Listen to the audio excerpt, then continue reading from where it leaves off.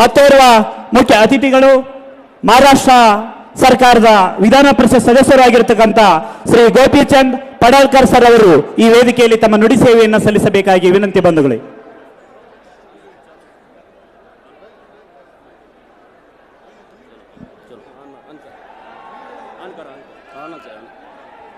येळकोट येळकोट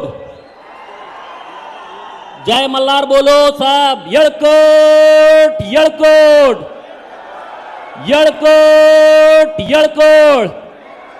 कनकदास महाराज की, कनकदास महाराज की, संगोली रायांना की, अहिल्या देवी की, राजा यशवंतराव होळकर की, राजा मल्हारराव होळकर की.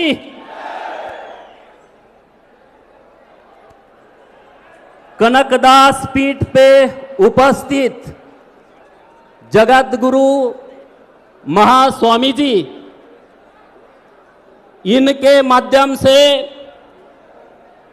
कर्नाटक के गांव-गांव में रहने वाले, भेड़ बकरियां चराने वाले मेरे समाज को एसटी का रिजर्वेशन मिले, इसीलिए महास्वामी जी ने जो पद यात्रा निकाली है और ये पद यात्रा का समारोह आज बेंगलोर में हो रहा है, मैं महास्वामी जी को और कर्नाटक के सभी कुरुबा समाज को, धनगर समाज को मैं नमन करता हूं.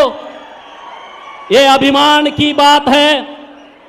ऑल इंडिया के धनगर के लिए ये प्रोग्राम आज मार्गदर्शक बन रहा है. एसटी रिजर्वेशन हम क्यों मांग रहे हैं? डॉक्टर बाबा साहेब अंबेडकर साहब ने आरक्षण का प्रावधान क्यों किया है? इस देश में जो समाज है, जो उपेक्षित है, जो वंचित है, जो पीड़ित है, जो प्रताड़ित है, जो अपमानित है, जिसकी जितनी संख्या भारी उतनी उसकी भागीदारी, उसके हिसाब से उसको राजनीति में, एजुकेशन क्षेत्र में, ऑफिसर क्षेत्र में उनको न्याय नहीं मिला. हमारे कर्नाटक के कुरुबा समाज की जितनी संख्या है उसी संख्या के हिसाब से हमारे एमएलए नहीं है, हमारे एमपीज नहीं है, हमारे एमएलसीज नहीं है, हमारे मिनिस्टर नहीं है, हमारे आईएएस आईपीएस ऑफिसर नहीं है, हमारे तहसीलदार नहीं है, हमारे एसडीओ नहीं है, हमारे पुलिस में ऑफिसर नहीं है. इसीलिए स्वामी जी ने ये यात्रा निकाली है. मैं स्वामी जी को धन्यवाद देता हूं. आपने जो यात्रा निकाली है, कर्नाटक के गांव-गांव के बच्चे में एक स्वाभिमान पैदा हुआ है. हुआ है कि नहीं हुआ? स्वाभिमान पैदा हुआ है कि नहीं हुआ? स्वामी जी के हिसाब से जोर से बोलो, हुआ है क्या? अरे गांव के कर्नाटक के बच्चों को अभी लग रहा है मैं भी विश्वनाथ साहब जैसा आमदार बनूं, मैं ही रेवन्ना साहब जैसा आमदार बनूं, मुझे ही मिनिस्टर होना चाहिए. ऐसी भावना गांव-गांव के बच्चे में पैदा हुई है.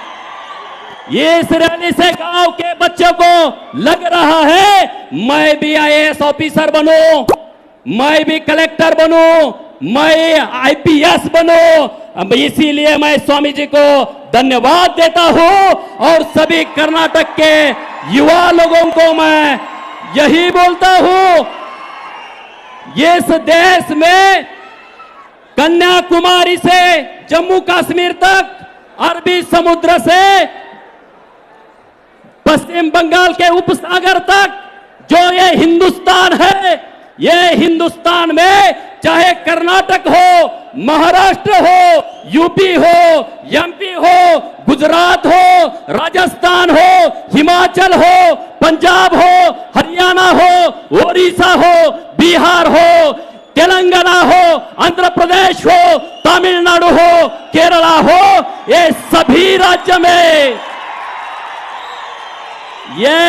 राज्य में धनगर समाज, कुर्बा समाज, ओरान समाज, पाल समाज, बघेल समाज, जिसको अलग अलग से नाम से जाना जाता है, मैं स्वामी जी से एक विनती करना चाहता हूं।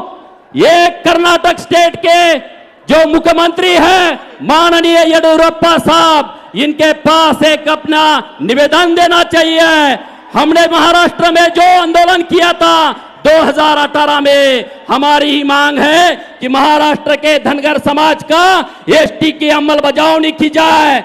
जब हमारी मीटिंग मुख्यमंत्री साहब से हुई तब उस मीटिंग में ऐसा आगे आया, मुख्यमंत्री साहब ने बोला महाराष्ट्र के धनगर को हम एसटी का रिजर्वेशन देने के लिए तैयार है, लेकिन हमें कोई समय चाहिए। जब समय चाहिए ऐसा सरकार बोला तो एक सामने विषय आया, उन्होंने एक निर्णय किया, जब तक महाराष्ट्र के धनगर समाज को एसटी का सर्टिफिकेट नहीं दे जाता है तब तक जो आदिवासी को वही धनगर को, जो एसटी को वही धनगर को, कर्नाटक सरकार से यह विनती करना चाहिए, हमारी मांग है एसटी का सर्टिफिकेट कर्नाटक के धनगर समाज के, कुर्बा समाज के युवा के हाथ में पड़ना चाहिए। जब तक ये सर्टिफिकेट नहीं मिलता तब तक कर्नाटक सरकार ने जो आदिवासी को वही कुर्बा को राजनीतिक का रिजर्वेशन, एजुकेशन रिजर्वेशन और सर्विस का रिजर्वेशन, ये जब तक सर्टिफिकेट नहीं मिलता तब तक नहीं मिलता। पर जो बाकी की योजनाएं आदिवासी को दी दी है वो पूरी की पूरी योजनाएं कर्नाटक स्टेट के माध्यम से कर्नाटक के कुर्बा समाज को मिलनी चाहिए। उसमें बच्चों को हायर एजुकेशन हो, इंग्लिश मीडियम में स्कूल में जो टॉप कॉलेजेस है इंग्लिश मीडियम के, उसमें आदिवासी के बच्चों को एडमिशन दी जाता है, उसी तरह से एडमिशन मिले, ये सब होना चाहिए। मैं सभी लोगों को धन्यवाद देता हूं, मुझे इधर बोलने का मौका दिया, और स्वामी जी को मैं बहुत बहुत शुभकामनाएं देता हूं। आप जैसे निष्कलंक चारित्र संपन्न आदमी की वजह से कर्नाटक के सभी कुर्बा एक हो रहे हैं और आगे ही एक हो, इतनी ही प्रार्थना करता हूं और थमता हूं। ಎಸ್ಟಿ ನಮ್ಮ ಹಕ್ಕು, ನಾವು ಪಡೆದೇ ಪಡಿತೇವೆ ಎನ್ನುವಂತ ಸ್ಫೂರ್ತಿದಾಯಕ ನುಡಿಗಳನ್ನು ಆಡಿದ ಗೋಪಿಚಂದನ್ ಸರ್ ಅವರಿಗೆ ಹೃತ್ಪೂರ್ವಕವಾಗಿರ್ತಕ್ಕಂಥ ಧನ್ಯವಾದಗಳು ಬಂಧುಗಳು.